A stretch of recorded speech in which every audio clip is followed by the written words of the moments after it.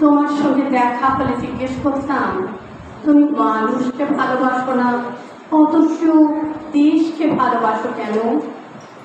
দেশ তোমায় কি দেবে? দেশ কি ঈশ্বরের মতো কিছু? তোমার সঙ্গে দেখা হলে জিজ্ঞেস করতাম গুলি বিনিময় তুমি প্রাণ দিলে, দেশ কোথায় থাকবে?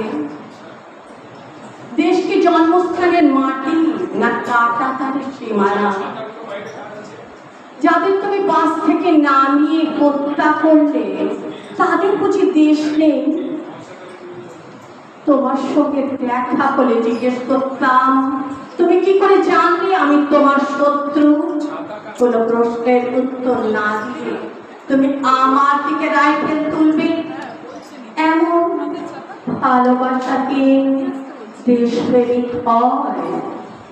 আমার দ্বিতীয় এবং শেষ নিবেদন। এর আগে যে যিনি বললেন আমার ওইটাই করা ছিল বলে আমি ওইটাই বলছি। ভারতবর্ষ সৌমেন্দ্র ভৌমিক, কবি সৌমেন্দ্র ভৌমিক।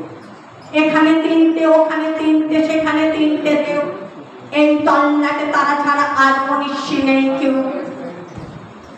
হারে রে চিৎকার শুনে সবাই পগার পার। একটা হাওয়া গোবা ছেলে, নাম ভুলে গেছে তার। তারও দুটো চোখের দৃষ্টি স্বপ্নের বোতলের, তার মুখের সঙ্গে আমির খানের মিল। সবাই তাকে ধরল, মানল, বলল বল জয় শ্রীরাম। ছেলেটা বলল রবীন্দ্রনাথ, নজরুল ইসলাম। আরো একদল বলল বল আল্লাহ আকবার। ছেলেটা বলল চিরজিও অতীশ দীপঙ্কর। সবাই তাকে ধরল, মানল, বলল কোথায় তোর ঘর? ছেলেটা বলল ভারতবর্ষ সবরমতীর চর। ছেলেটা বলল ভারতবর্ষ সবরমতীর চর। নমস্কার।